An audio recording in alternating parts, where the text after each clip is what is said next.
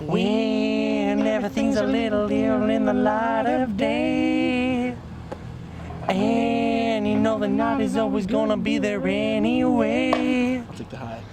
Thinking of you's working up my appetite. Looking forward to a little afternoon delight. Rubbing 16 souls together make the sparks ignite. And the thought of loving you was getting so excited. Sky rockets in flight. Afternoon delight. Afternoon delight. No, I was thinking. I don't think any of us wanted to sing. Well, I guess Brendan and I don't know if I had these feelings. I don't know if they were stronger than Brendan or not, but I really was adamant about not singing. And I think the same thing with Brendan. We'd never really been lead singers in any band, and Casey wanted us to all be lead singers. And I don't know. I guess it kind of scared me a little bit, but I don't even remember how. I think one day, just out of nowhere, it was kind of like it just snapped. And Brendan eventually, Brendan went and he tried to get a Guitar Center credit card. I think it was more like, if I can get a Guitar Center credit card, we will be the singers of this band. And if not, we won't, because we went and we got it, and he bought the PA. It's actually the PA that we're using right now. when they brought home that PA system, I guess I really didn't have a choice. And when it kind of worked and we demoed some stuff, it made too much sense. And we were so lucky to have found Casey in the first place, and he kind of, covered so many things that we needed in the band. It seemed like it was more about the music and less about the vocals. And so I think I felt more comfortable with it. And then I guess we kind of all clicked together as vocalists, and then it actually became more about the vocals eventually, I thought, a little bit. And it just worked. I said that woman don't love me.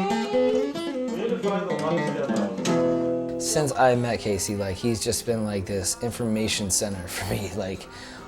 Just on the one, how he gets so into things and passionate about it, and two, how organized he is with getting his ideas out and the way he lays that down.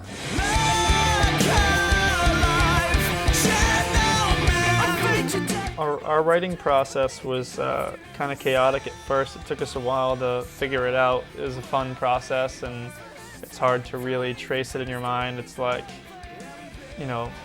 blacking out and waking up and your house is painted a different color or something. Like, how the hell did that happen, The end of Then I Defy You Stars, I think it was the first time we ever really integrated sequencing and electronics with music. I had a guitar line, just the picking pattern, and then Casey threw a harmony part over it, and the notes just when you write a song, notes just start fitting together, and the frequencies of everything are just soaring all around you, if that makes any sense, and you can just, music brings an energy and a vibration. The first tour we did with Casey and the band was a tour with was Orange Island's headlining tour. They were a Triple Crown band, really good dear friends of ours as well. It was also with Lux Courageous and the Junior Varsity. We're in Bridgeport, Alabama. Bridgeport, Alabama. That's all right. Now, does this town have some historical significance or something like that? I saw historic Bridgeport on the sign. It sucks. The Orange Island and Junior Varsity tour, I think, probably had more canceled days or days off than actual shows, but nevertheless, it was still important to get down the East Coast, and we at least we were friends with those bands. I remember that tour just being a complete disaster. It was another tour that at that point seemed like a huge disaster and a mistake that ended up having little things that came out of it that ended up shaping our career quite a bit. It was a disaster. Nobody came to shows. I remember playing a show in Athens, Georgia, where the crowd was 2 people, my cousin and my uncle, and a third homeless guy wandered in and stole the microphone from Orange Island, which ended up being the most entertaining moment of the evening. Nate, Dees. Show tonight. Rate 1 to 10. Oh, I'm moving back to Agawam, and I'm working at a Honda warehouse for the rest of my life. Well, why the Orange Island Junior Varsity tour was somewhat of a disaster was Mike Portman.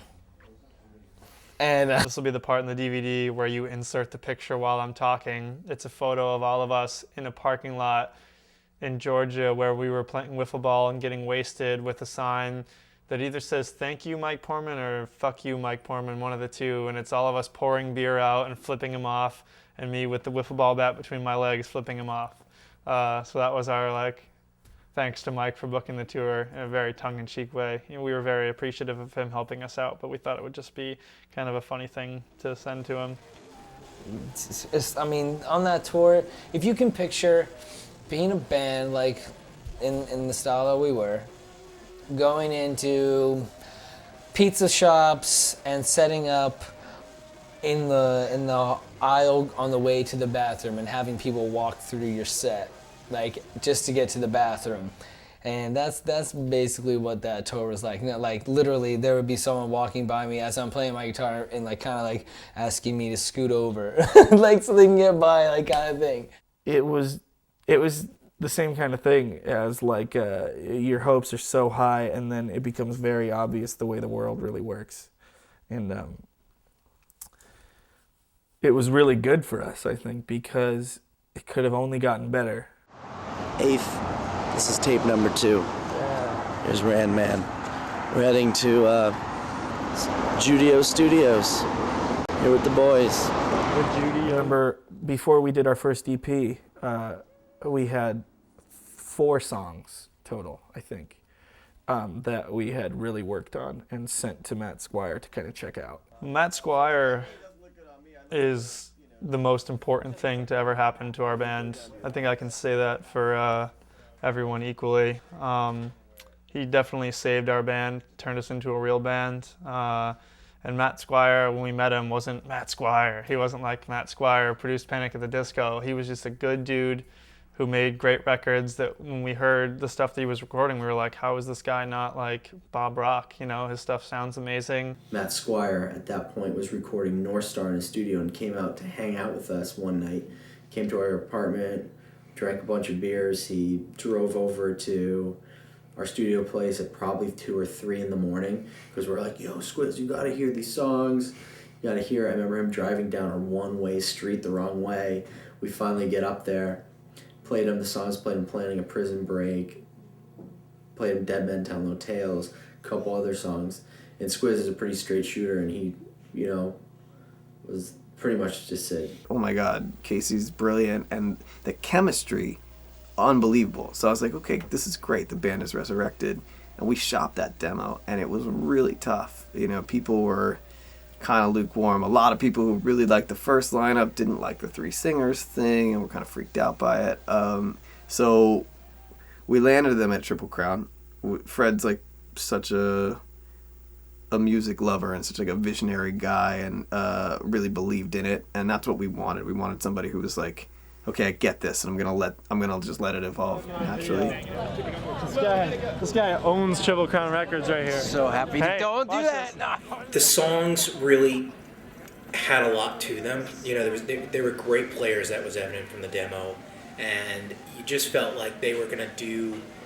It was going to grow out. They weren't just trying to write these 4-minute songs and take that shot of trying to write songs that would get on the radio. It was cathartic in the sense that, all right, this is long overdue. We were inches away from signing a record deal, I don't know, 1.5, 2 years prior. And then we had to go through it all over again, so it felt really good. Like we had finally arrived, but we had finally gotten there, but now it sort of meant, all right, now this is real. We have to sell records now. This is a real thing now that we have to do. Our friends and fans were behind us all the way. We didn't feel like we were leaving anyone behind. We just felt like we were going to represent all the people that we knew and that we played shows with and were growing with. There are plenty of big Boston bands before us, bands that are much, much, much bigger than us, and still are. Dropkick Murphys, Mighty Mighty Boss Tones, Cave-In, Converge, all those guys. And we felt like we had something different to say and had a little different angle on it, and that, we just wanted to represent for Boston, And I think above all, it was just a sense of pride in that we had accomplished something that a lot of bands don't get to do. And by no means were we going to take advantage of it or go out of our way and flaunt that, because most of the work was still ahead of us, and that we had to write a record, record a record, and tour off that and hopefully get other people interested. So it was, I think we all felt the weight of the situation, and we all knew it was a large stepping stone. Like, we had done the EP with Matt, and it went so well that I think it was obvious even before I was in the band that they wanted to do everything they could with him. Everything they would do was with him. He was like, the George Martin of the band. He was like another member who made great things, amazing things.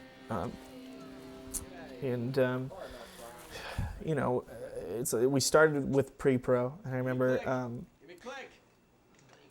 that was probably the most grueling of anything, was that we were playing the songs. We play them through like 4 times for him, and then he would give us his suggestions, and what he would basically just say, this doesn't work, or he would say, this part sounds funny, and then he would walk away and he'd say, fix it, or he'd say, I'm going to lunch, so fix this. And then we would sit there, and there would be so many moments of people staring at their shoes, and just like kind of awkward, because you had spent months perfecting these songs in your head, and somebody basically just comes in and says, that's not good, so fix it now, because you have 3 days for pre-production, basically. We were doing pre-production. We were maybe halfway through, I think, and Matt was like, I feel like this record's missing something. It's kind of a notorious Matt Squire statement that you should get worried about when you hear, if you're recording with him. But he said, I feel like this is missing something.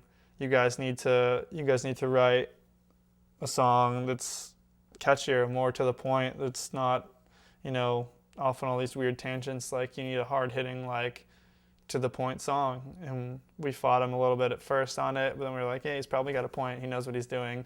So he was like, I'm going to go to dinner. You guys write a song. I'll be back in 2 hours. It's the consequence of privilege. Then we wrote The Evidence, which was called Focus. We called it for a while because it was our focus, concise song. Well, I will find a way and wither away. In like 2 hours, front to back. And Matt came back and he was like, holy shit, you actually wrote a song when I was gone, sweet. And turned out to be one of the best songs on the record, I think, I would say pre-production was like the crucial part. We felt like this will be a story, if we can intertwine all these themes and they're musical themes.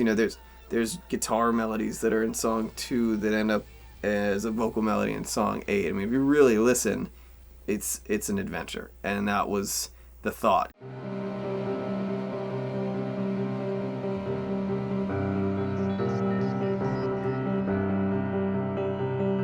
It was just a really, really special time, for sure, for all of us. I like to think deeply about it, and like think about the moments where like we were coming up with a guitar effect or like a vocal melody that came together really well the way we wanted it to. Just seeing stuff come to life, like through recording, through the power of recording and the studio, and just the vibe that truly is created when you're in the studio. It was a great experience, and Matt was, outside of the 5 of us, Matt was obviously the most influential part of that experience, and he made that record come alive and, put it all together, and he was the one that insisted that, Planning was the hit and that it should go first on the record, and all of us were like, no, we're sick of that song, like we want to put fucking whatever, Flee the Factory first or something, that would have been out of place and weird. But luckily, we were smart enough to listen to Matt more often than not.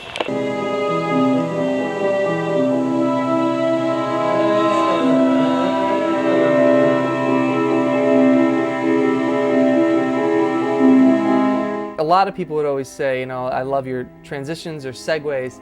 I think, first of all, Casey had a lot of good ideas and came up with a lot of stuff to transition our songs and make it more coherent, but some of it was just luck, and we all, we're on the same page, and Matt Squire knew what we were trying to do, and we made the songs in an order that kind of made sense, and some of the stuff that we did was just kind of happened. Screams, I'm gonna slap you with my top.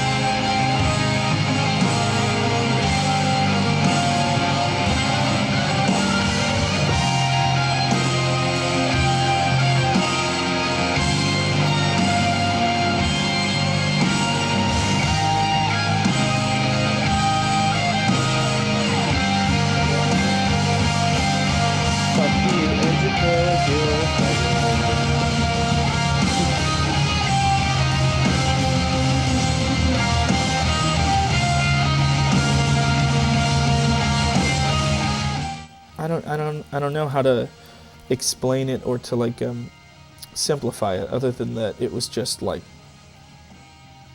it was one of those times that as soon as it's done, you know nothing will ever be like that again, and you'll never have that experience again. That initial spark of like kind of that innocence and that naivety and that wonder and like hope and basically every emotion you could feel, you get a reaction for every emotion that you feel that first time. And then after that, it's not that things get worse, it's just they get different. And that initial reaction that you get from doing something like that is never attainable again.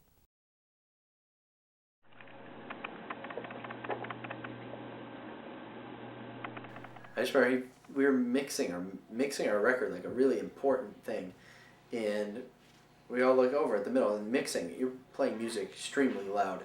Look over, Alex is dead asleep in the middle of the couch in between two people. We all look at each other like, what the heck is going on with this guy? Is he a narcoleptic or is he drunk? What's his deal? So we, schemed to awake him in the most hostile environment possible, and all grabbed different pieces of the drum kit and just went for it.